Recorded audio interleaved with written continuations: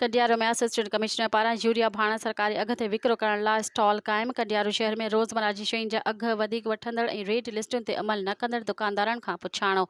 Kandiaro urea भाण महांगाई अघ ते विकिरो थी रहियो हो, जंहिं ते आबादगारनि पारां शिकायतूं कयूं हुयूं।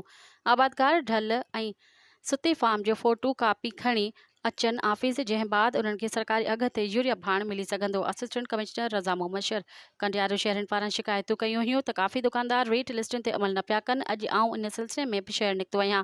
जिन वटि रेट लिस्ट न हूंदी त उन ख़िलाफ़ कार्रवाई कई वेंदी।